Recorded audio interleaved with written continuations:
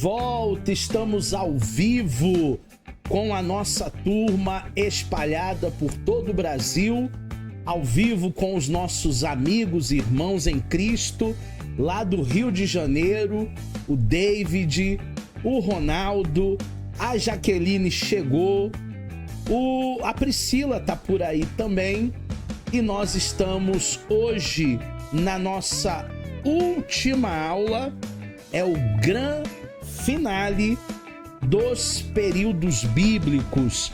Espero que você tenha o seu material didático em mãos. Se você ainda não baixou o seu material didático, faça isso, porque semana próxima, agora, os próximos dias, nós teremos a nossa avaliação. O que são os períodos bíblicos? São as 7 dispensações que nós começamos a estudar desde a primeira aula. Aula número 1, número 2 e número 3. Nós vimos a primeira dispensação, que foi a dispensação da inocência, a aliança edênica, que começa lá no Éden, antes do pecado de Adão. Nós tivemos a segunda dispensação na aula número 1, que foi a dispensação da consciência, aliança chamada adâmica, aliança que Deus fez com Adão até após o pecado, na verdade, até o dilúvio. A terceira dispensação que nós vimos na aula 2 foi a dispensação do governo humano, chamada aliança noética, que vai desde o dilúvio até o chamado de Abraão em Gênesis 12. A quarta aliança que nós vimos também na aula de número 2 foi a aliança patriarcal, a aliança que Deus faz com os patriarcas, mais especialmente com Abraão. Por isso é uma aliança abraâmica. Depois ela passa por Isaac, depois ela passa por Jacó, e ela termina com o chamado do libertador chamado Moisés. Na última aula, aula número 3, nós dedicamos quase que a totalidade do tempo dessa aula para falarmos da dispensação da lei, que foi a aliança que Deus ele fez com Moisés. Essa aliança começa com Moisés lá no Egito e ela vai até a morte e ressurreição do nosso Mestre, do nosso Senhor e Salvador Jesus Cristo. Jesus morrendo na cruz, é inaugurada uma nova dispensação. Inclusive, é a dispensação que nós estamos vivendo atualmente. A Mônica chegou por aí, também chegou a Jane e a Jaqueline. Eu já tinha falado. Boa noite para vocês três aí, que ainda estão com a câmera fechada, mas depois elas vão tomar coragem, como a Priscila, como o Ronaldo, como o David, e vão abrir a câmera. Nós estamos na dispensação da graça. A partir da morte e ressurreição do nosso Senhor Jesus Cristo, foi iniciada a aliança da graça, também chamada nova aliança. O interessante é que essa aliança em que nós estamos, ela não é uma aliança feita com Adão, ou com Noé, ou com Abraão, ou com Moisés, mas é uma aliança que foi feita com o nosso próprio Senhor e Salvador Jesus Cristo. A Mônica está dando boa noite para todo mundo. Começou a aliança da graça que nós estamos inseridos com a ressurreição e a morte de Cristo. Este tempo, toda dispensação, é um período de tempo onde Deus prova a obediência do homem. Esse tempo começa com a morte e ressurreição de Jesus. E vai terminar quando, professor?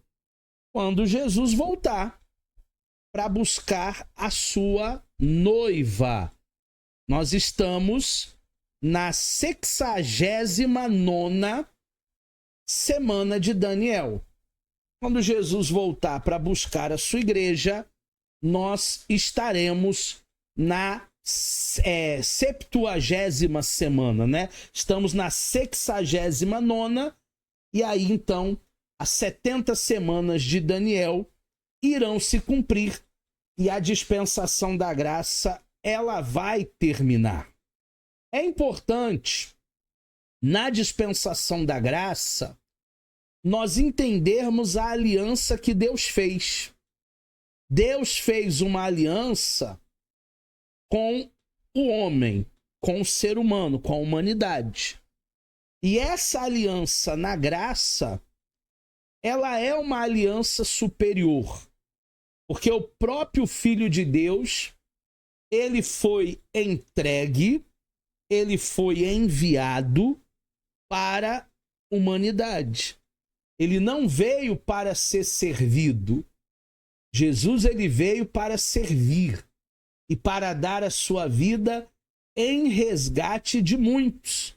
Certamente, Etienne chegou por aí agora, boa noite, Etienne. Certamente, essa aliança da graça, ela não seria quebrada, porque o Filho de Deus, ele se sacrificou em nome do amor, em nome da humanidade, para nos resgatar da lei, do pecado e da morte. Se vivemos uma nova aliança, uma eterna aliança, tal qual Moisés foi o mediador da aliança mosaica, da aliança da lei, assim Cristo é o mediador de uma nova e eterna aliança. Temos os textos de Hebreus 8, Hebreus 9 e Hebreus 12. Com o aparecimento de Cristo, a antiga aliança, a aliança da lei, ela termina, porque o fim da lei é Cristo, como Paulo afirma em Romanos 10 e em Gálatas capítulo 3, 19.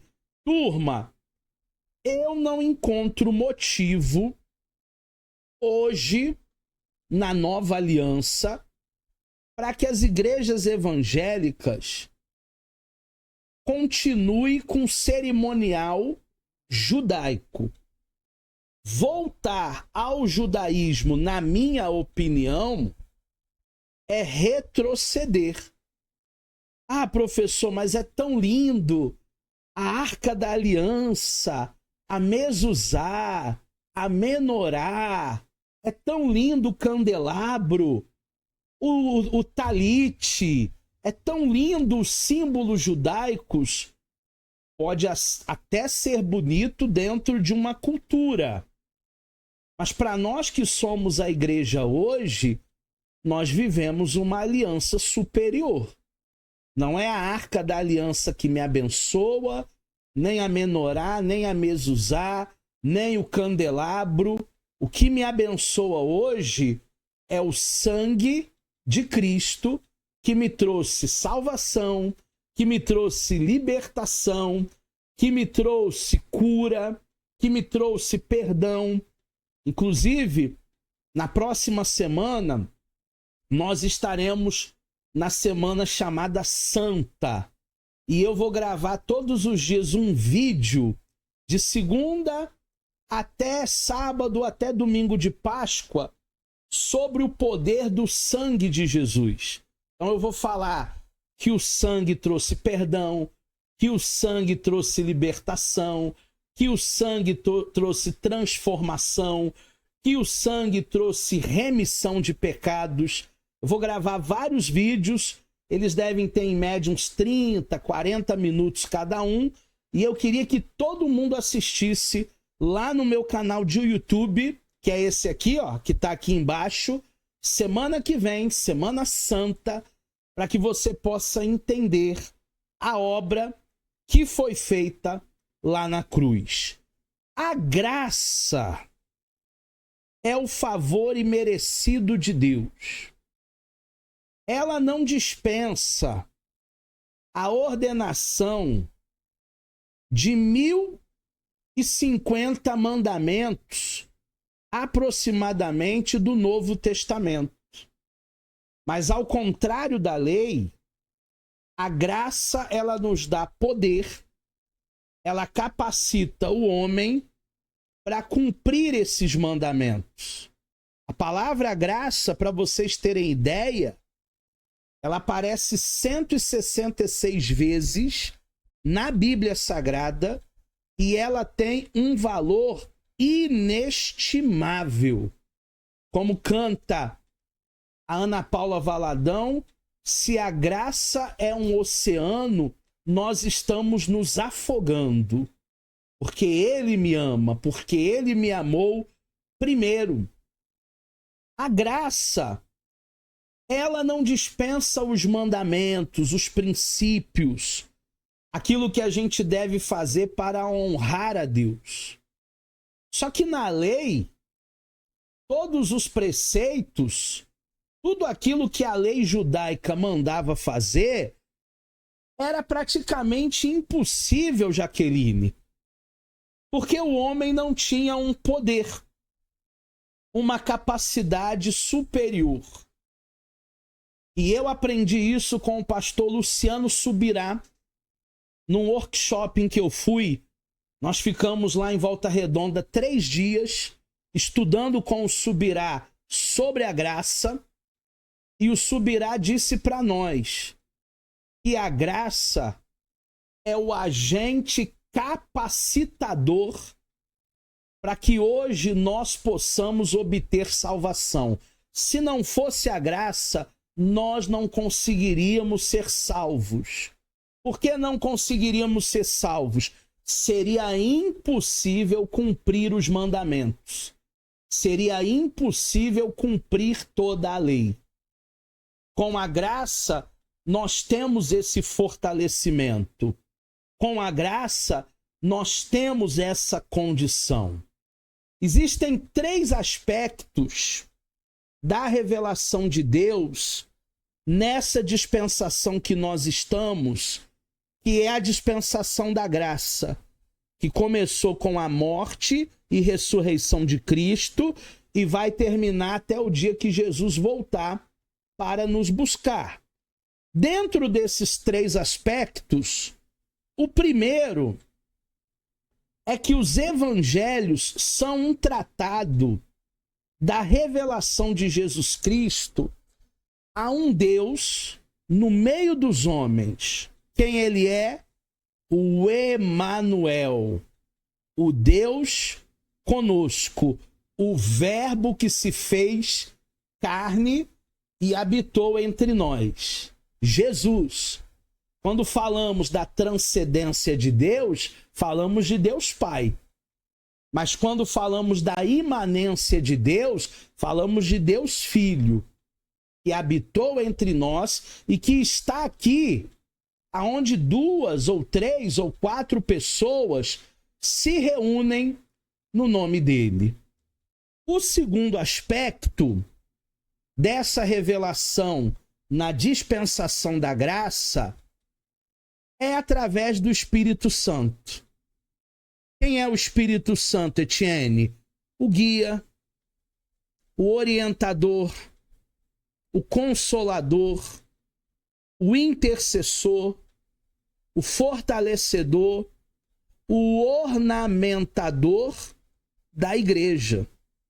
Inclusive hoje eu estava estudando sobre batalha espiritual e eu ainda quero esse ano fazer uma masterclass com vocês, intensiva, o dia todo. A Priscila tá dizendo, eba, estava estudando hoje sobre batalha espiritual e depois a gente vai marcar um dia para a gente estudar o dia todo sobre esses aspectos. E eu estava vendo que quando um espírito imundo ele sai da vida de uma pessoa, ele busca lugares áridos, vazios. Não encontrando, ele tenta voltar da onde ele saiu. E tentando voltar, encontra a casa ornamentada, perfumada, arrumadinha, porém vazia. Ele traz mais 7 piores. E o último estágio da pessoa é pior do que o primeiro.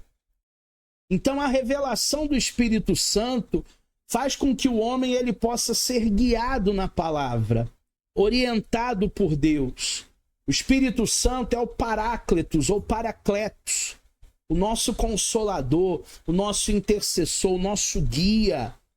Gente, o Espírito Santo fala com a gente nas mínimas coisas. O meu filho terminou a faculdade de farmácia fazem 2 meses. E ele começou a mandar currículos online para as farmácias que tem aqui na região. Droga Raia, Drogaria Conde, que é uma drogaria grande aqui, Drogaria São Paulo. E nesses 2 meses, nada de ninguém telefonar, marcar uma entrevista. O Espírito Santo ele me tocou antes de ontem. Vamos mudar a estratégia. Ao invés de você, falei com ele, mandar currículos online, eu vou imprimir uns 20 currículos e você vai de farmácia em farmácia entregando. Aí a gente imprimiu uns 20 currículos ontem, começamos a entregar hoje de manhã. Aonde eu ia, eu entregava currículo. Aonde ele ia, ele entregava currículo. Aonde a minha esposa ia, a minha esposa entregava currículo. 4:30 da tarde, a farmácia liga. Ó, você pode vir segunda-feira aqui? A entrevista tá marcada. Gente, quem falou que o online não ia funcionar e que o velho papel, currículo tradicional, antigo, de mão em mão, iria funcionar, foi o Espírito Santo. Ele é o nosso guia. Ele é o nosso orientador. Ele é o consolo, ele é o intercessor, ele é o fortalecedor, fortificador. Então, quando nós somos guiados pelo Espírito, existe uma bênção. Temos que ser sensíveis ao Espírito, Ronaldo. Sensíveis ao Espírito, David. Ter essa sensibilidade, ter esse discernimento. E o terceiro aspecto da revelação na dispensação da graça é a palavra escrita, a Bíblia. É nela que está a revelação perfeita. Jane, Mônica, Gabriel que chegou por aí agora. A revelação perfeita de Deus está na palavra escrita. O senhor acredita em profecia? Acredito, mas muito mais na palavra. Porque tem tanta profetada por aí, tem tanto revelamento por aí. Não é revelação, não. É revelamento. Não é profecia, não. É profetada. Que eu prefiro ficar na palavra. Hebreus capítulo 1, versículo 1 diz: havendo Deus outrora falado aos pais pelos profetas, hoje fala através do seu Filho. Palavra. O verbo que se tornou carne.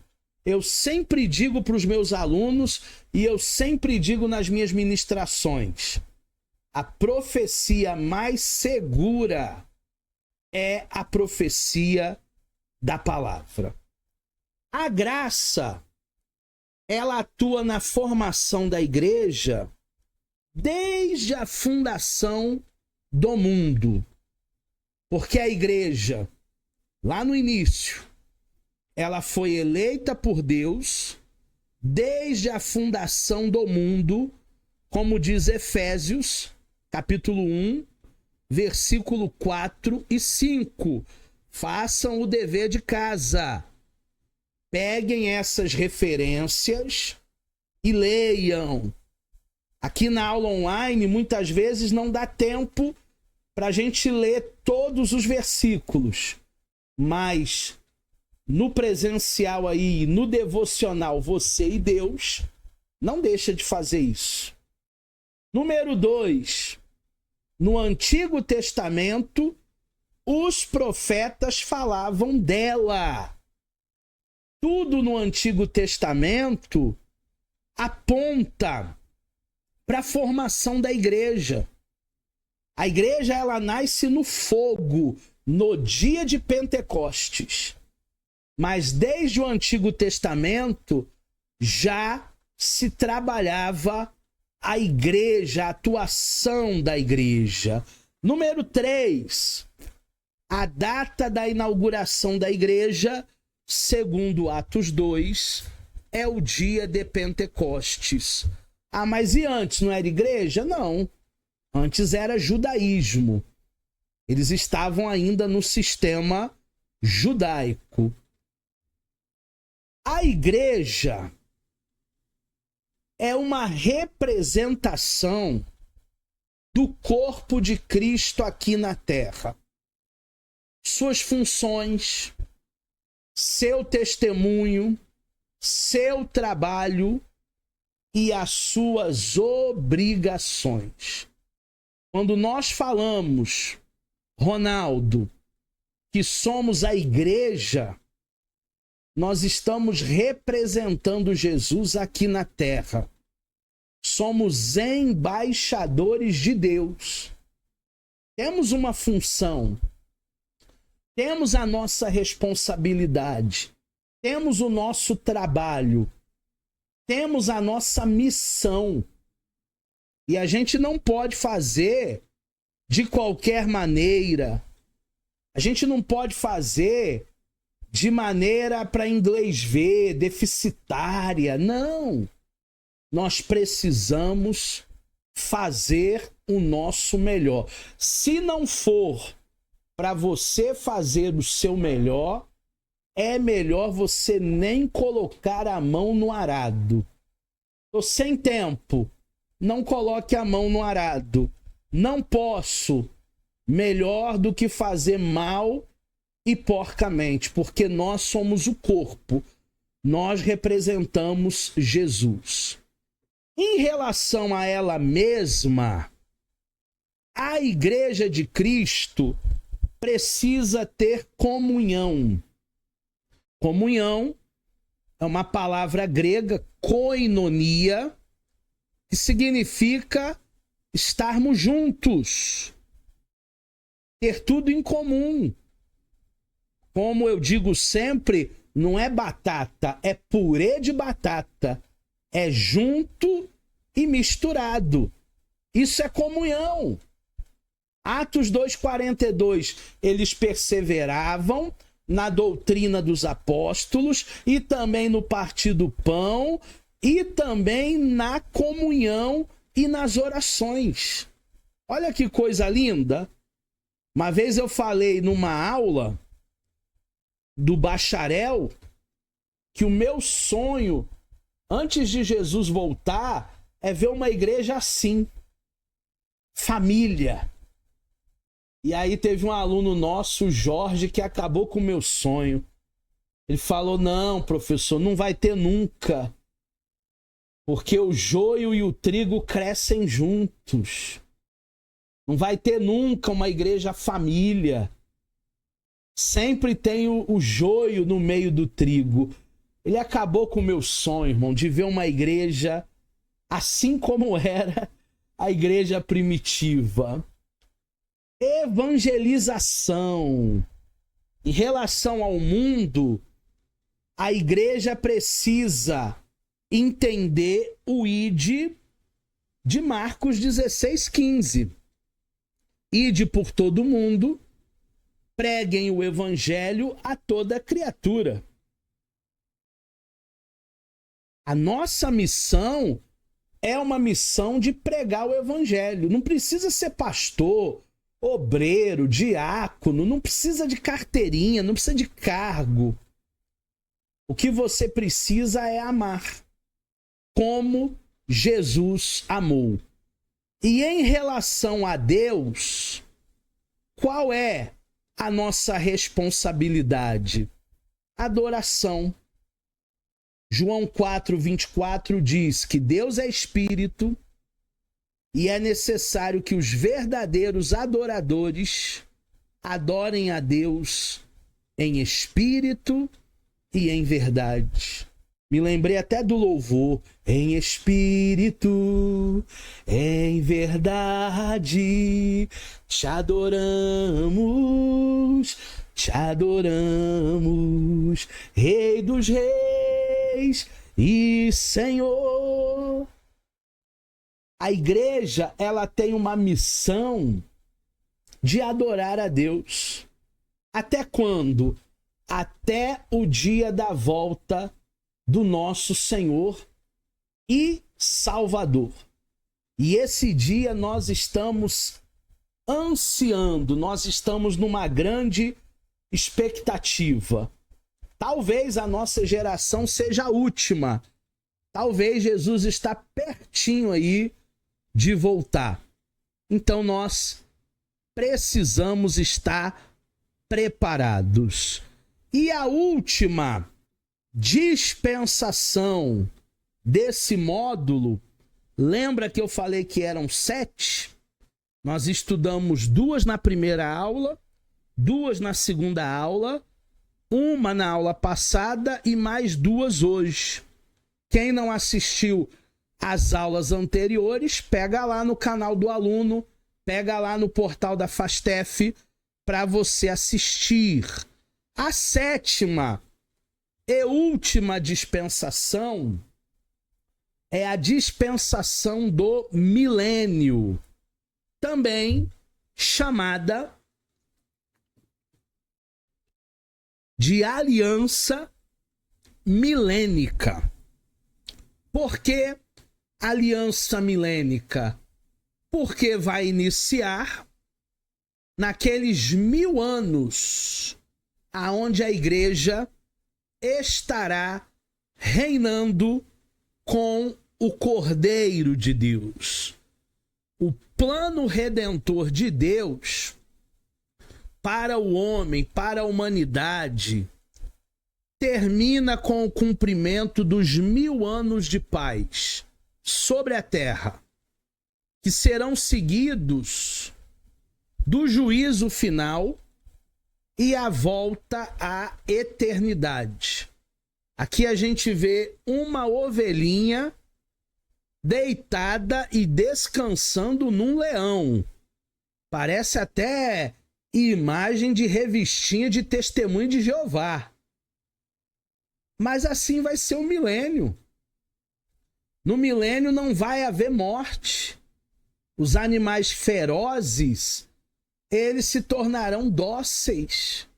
Não vai haver pecado. Durante 1000 anos, Satanás estará aprisionado. É a última dispensação. É o último período bíblico. Jesus Cristo, ele descerá pessoalmente nesta terra, aonde ele será o rei.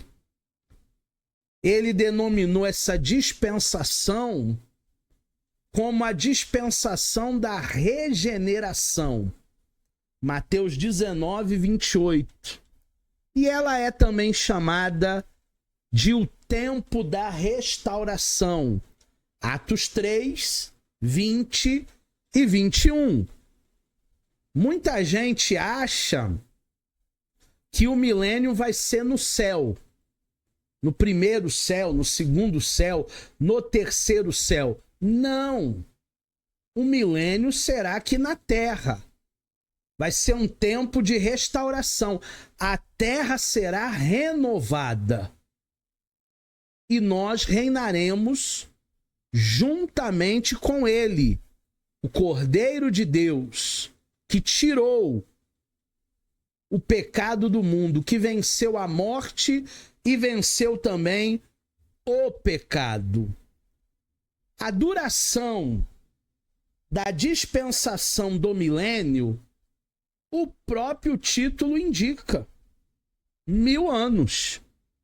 Ó, se vocês errarem essa pergunta na prova, vai ter que refazer 10 provas. Quanto tempo vai durar a dispensação do milênio? 1000 anos. Essa pergunta tá dada. O seu início se dará na manifestação de Cristo, parousia ou parousia, na segunda etapa de sua segunda vinda aqui na Terra. Apocalipse 19, 11, 21. A primeira etapa foi quando ele veio como homem. A segunda etapa é quando ele vier buscar a sua igreja, para que a sua igreja vença todos os inimigos, juntamente com ele. E aí, na segunda etapa da segunda vinda, o milênio acontecerá. O próprio Cristo voltará literalmente à Terra, onde ele esteve durante 33 anos como homem, e pessoalmente ele vai guerrear sobre o mesmo espaço, por um tempo de 1000 anos. E terá ao seu lado quem? Eu e você. A igreja, Mônica. A igreja, Jane. A igreja, Gabriel. Ao seu lado, ele voltará dos céus para onde foi levada a igreja no arrebatamento. Então, todos nós, depois de arrebatados, voltaremos à terra para reinar juntamente com o Cordeiro. Nessa dispensação, haverá uma dupla revelação. Em primeiro lugar, essa revelação virá pela presença pessoal do nosso Senhor, o Cristo. E ele sentará aonde? Ele vai sentar no trono de Davi. Davi foi rei e o Senhor Jesus irá reinar também como Davi reinou. Em segundo lugar, esse governo será um regime teocrático. Não vai ser uma monarquia, apesar dele ser rei. Não vai ser uma democracia, porque democracia é coisa do demo. Vai ser uma teocracia. Theos significa Deus. O governo pessoal de Deus. Isaías 52, Lucas 1, Daniel capítulo 7. O próprio Deus reinará juntamente conosco. E se ele vai reinar, vai haver uma sede do governo de Cristo. Vai haver uma sede do governo de Deus. Onde será essa sede? Talvez você palpite. Essa sede deve ser em Washington, nos Estados Unidos. Porque o Trump está lá, é a maior economia do mundo. Eu acho que não. Talvez você diga, é Tóquio, no Japão, porque a tecnologia está lá. Eu também acho que não. Talvez você diga, é na França, em Paris. Eu acho que até a França ganhou hoje do Brasil, coitado do Brasil. Também não. A capital do mundo não vai ser Tóquio, não vai ser Paris, não vai ser nenhum desses lugares. A capital será Jerusalém. A sede, como eu já adiantei para vocês, será a cidade que tantas vezes foi desprezada, tantas vezes foi pisada pelos exércitos, pelos invasores. Ela será totalmente restaurada, vindo a realizar-se a visão do salmista. A sede, então, será Jerusalém. Jerusalém, Jerusalém, que mata os profetas.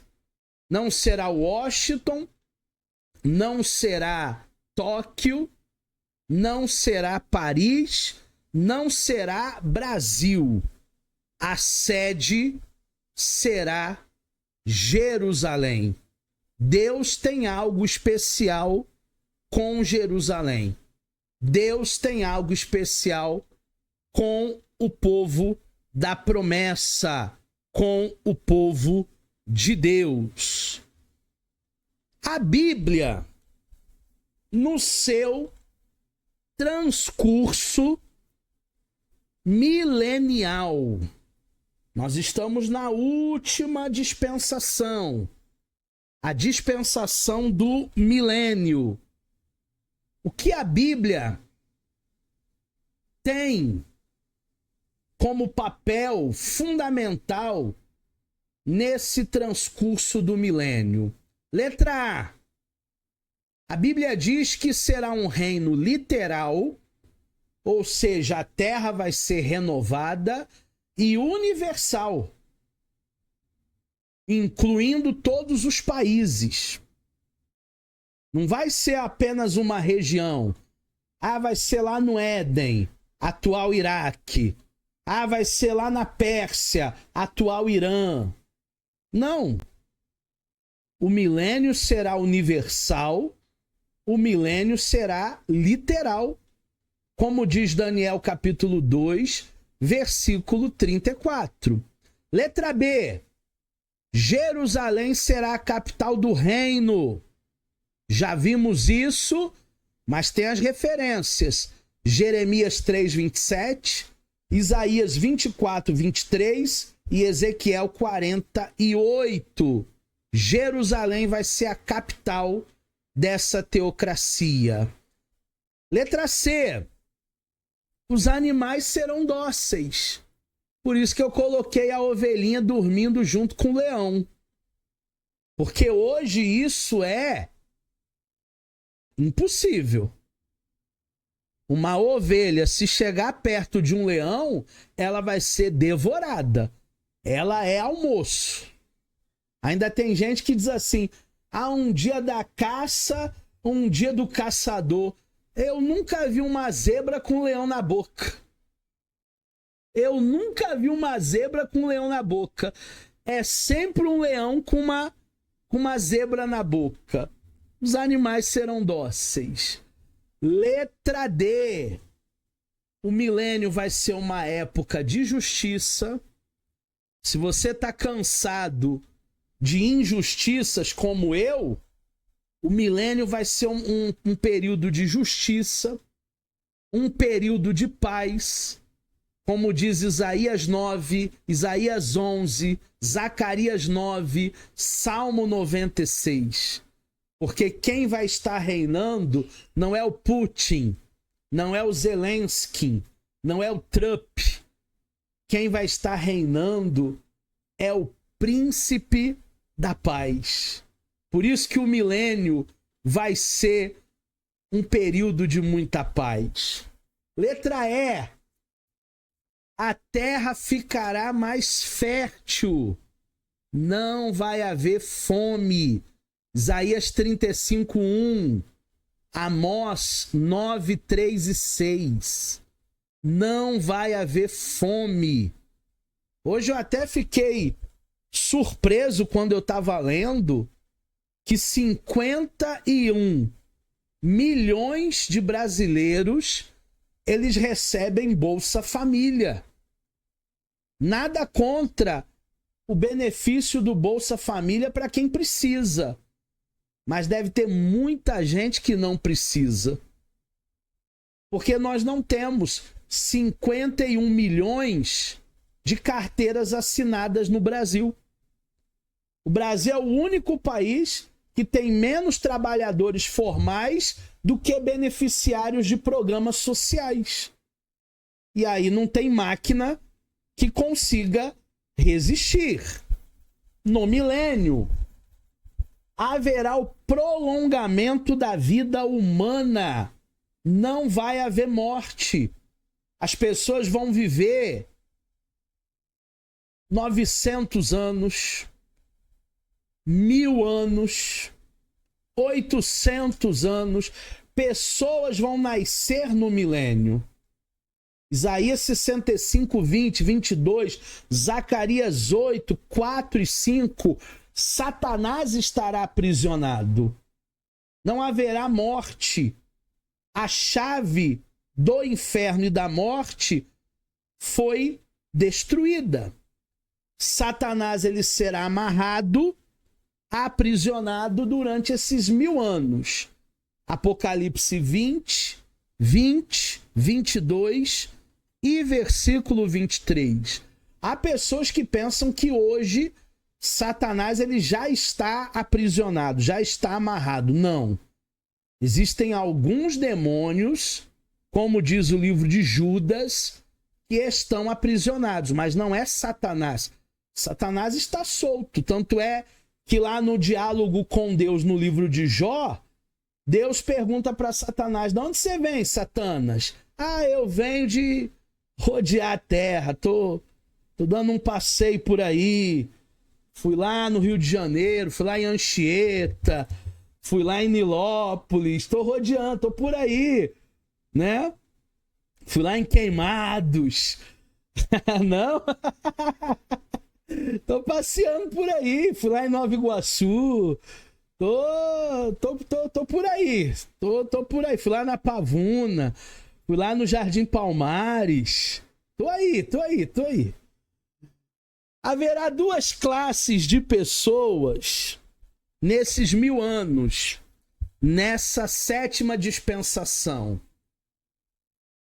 Os glorificados e os não glorificados. Quem serão os glorificados? Todos os crentes do Antigo Testamento, do Novo Testamento e também os do período da Grande Tribulação, que morreram e que receberam um corpo glorificado por Deus. Os não glorificados são os judeus, sobreviventes da Grande Tribulação, os gentios remanescentes das nações e também os nascidos no milênio, porque vai ter gente que vai nascer no milênio. Então esses são os não glorificados. A igreja com Jesus lá no céu, quando entrar no milênio, ela já vai estar glorificada. Então a cena final será a justificação e depois o juízo do grande trono branco. Nós aprendemos um pouquinho em Apocalipse. Lá no bacharel vocês vão ter Apocalipse 2, onde a gente vai trazer um pouco mais de detalhes do juízo do grande trono branco. E ali vai ser a distribuição dos galardões, das recompensas. Ali não é para condenar. Quem tinha que ser condenado já foi condenado. Ali vai ser para gratificar. Ali vai ser para abençoar. Chegamos ao final da nossa aula de hoje. Aí estão as minhas redes sociais. Se você tiver qualquer dúvida dessa nossa última aula, desse módulo, é só você me passar um WhatsApp ou entrar em contato nas minhas redes, que eu vou responder todo mundo com o maior amor e carinho. Nos vemos nas próximas disciplinas.